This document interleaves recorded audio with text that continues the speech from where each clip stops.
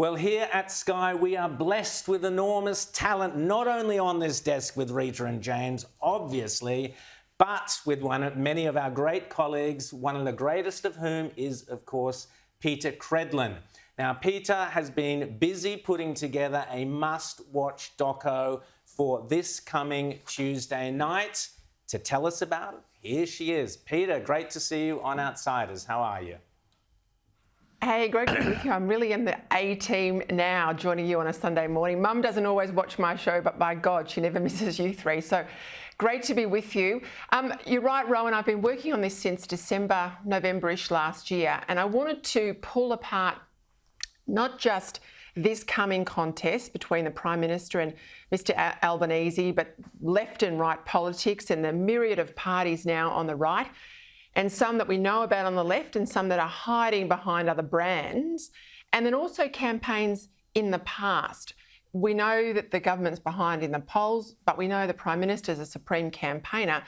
What are the lessons of history about campaigns from here and overseas? And I know everyone's a part of our democracy in Australia. We don't have compulsory voting. We have compulsory attendance. Everybody's got to turn up. But do we really know what goes on behind closed doors? And you know, I've had a long time working on campaigns, and that's what I want to invite Sky audience in with me behind those closed doors to have a look at what really goes on. Rita.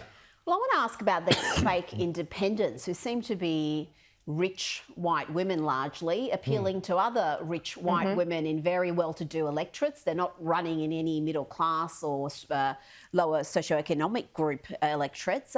What's the phenomenon there, and how successful do you think they're going to be? Well, it's a deliberate strategy, Rita. It came after the Julia Banks quitting the party, if you remember, before 2019 when Malcolm Turnbull was removed, claiming all sorts of misogyny and bullying, bad behaviour, comments from Julie Bishop when she departed politics at the time. And Climate 200 actually started around then, 2019 election. Not hugely successful, but they were banking on having an insurance policy when Albanese or when Labor goes to the polls again, in this case it is Albanese. They want an option in a hung parliament. They know they're not likely to win a landslide election. Despite Labor doing well, there's a significant hesitation about their leader. And go back to 2010, when Tony Abbott and Julia Gillard ended up with the same amounts of seats. What turned the tide for Labor was that 2 seats formerly held by National Party MPs, who then went independent, went with Labor. They want the same insurance policy at this election. That's why they're running in those seats. It's part of their deliberate Liberals have a problem with women strategy. You're right, it's no mistake that they're all women candidates, bar one, I think. And it's no mistake that they are putting pressure on the Liberal Party only, not Labor, in those leafy seats. And it'll divert resources away from the Liberal Party broader campaign, away from marginal seats. And it'll play with the head of people like Josh Frydenberg, who'll be circling in and around Kooyong more than he needs to, more than he should, because he's got to get out there and win the marginal. So very deliberate strategy, but they are not independent.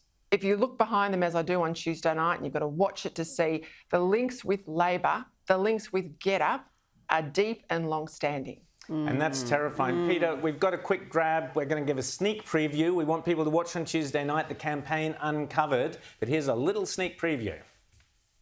There have been 16 leaders of the opposition in the last 40 years, but only 4 of them have won government. Bob Hawke, John Howard, Kevin Rudd and Tony Abbott. What does Anthony Albanese need to do to join your club?